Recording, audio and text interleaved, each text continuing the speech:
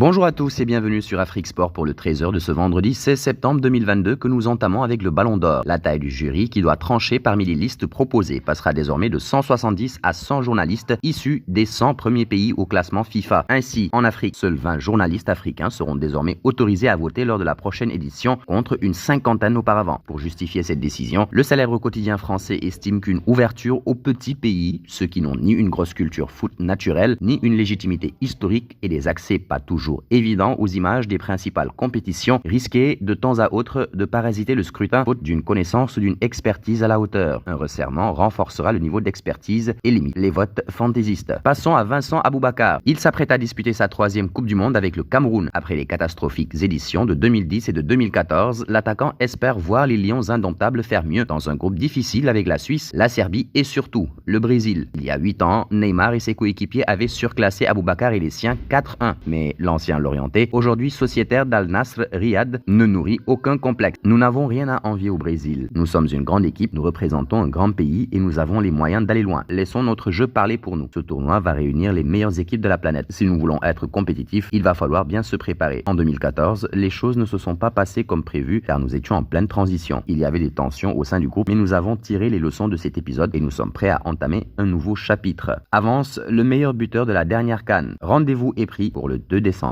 Parlons du dossier Bamba Dieng. Passé tout proche d'un départ en toute fin de mercato estival, Bamba Dieng avait présenté un souci à la visite médicale avec l'OGC Nice, ce qui avait donc annulé son transfert chez les Aiglons. L'équipe indique dans ses colonnes du jour que Bamba Dieng, qui a vu son transfert à l'OGC Nice pour 12 millions d'euros avorté à la dernière minute à cause d'un souci détecté à la visite médicale, aurait tout de même pu quitter l'OM. En effet, l'attaquant sénégalais a reçu des offres en Belgique où le mercato a fermé ses portes plus tard qu'en France, ce qui aurait donc pu rapporter des liquidités à sa direction. Toutefois, Bamba Dieng a rapidement coupé court à cette option, l'attaquant sénégalais refusant de quitter l'OM pour l'étranger, et il se retrouve aujourd'hui placardisé et absent de la liste en Ligue des Champions. Parlons de l'affaire Pogba. Pour les enquêteurs, Mathias Pogba aurait joué un rôle dans cette énorme polémique et affaire en raison de son lien direct avec les 4 suspects de la police et ayant accès aux différents horaires et la géolocalisation des lieux fréquentés par son frère et sa mère, Yeo Moriba. Bien qu'il a maladroitement avoué avoir été à l'initiative de la vidéo publiée sur TikTok lors de sa garde à vue d'après Le Parisien, un proche de la famille Pogba qui a été joint par l'AFP a affirmé que Mathias était sous pression. C'est un mec calme,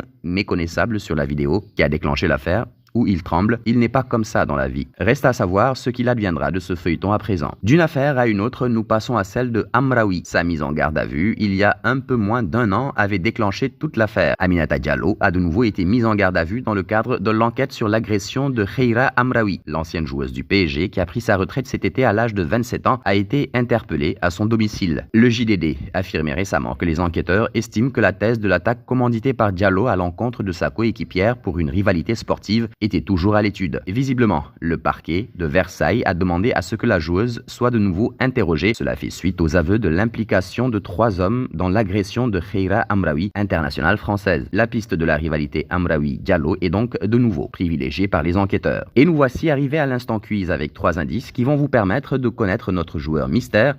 Premier indice, je suis un défenseur de 32 ans évoluant en Angleterre. Deuxième indice, j'ai déjà joué pour 6 clubs dont Sheffield United.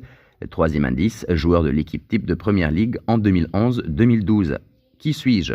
Vos réponses seront attendues en commentaire. Nos félicitations à tous ceux qui ont répondu Riyad Mahrez. Lors du 13h de ce jeudi, c'était le joueur à trouver. En effet, il est un attaquant âgé de 31 ans évoluant en Angleterre qui a déjà joué pour 4 clubs dont le Havre. Il a joué son premier match de Première Ligue le 16 août 2014 face à Everton. On termine avec Balotelli. Comme relaté par le compte Twitter now.ch, l'international italien a été aperçu à la sortie d'un bar à Lausanne le week-end dernier et le moins que l'on puisse dire, c'est que l'enfant terrible de Brescia n'était pas dans un bel état. En effet, Mario Balotelli semblait totalement alcoolisé sur la vidéo publiée par le média suisse. Le buteur de Sion tient à peine debout et s'agrippe à une femme pour ne pas tomber. Au-delà de la polémique suscitée par la vidéo, le FC Sion commence à s'inquiéter, car depuis cet événement, lequel s'est produit ce week-end, les dirigeants du club suisse n'ont plus de nouvelles de la part de Mario Balotelli. Le championnat est actuellement en pause, mais ce week-end, le FC Sion affronte Rapperswil en Coupe de Suisse. Et nous arrivons au terme de ce 13h du vendredi que nous bouclons avec notre question du jour. Que pensez-vous des propos de Vincent Aboubakar ? Vos réponses seront attendues en commentaire. En attendant, n'hésitez pas à vous abonner sur Afrique Sport pour ne rien manquer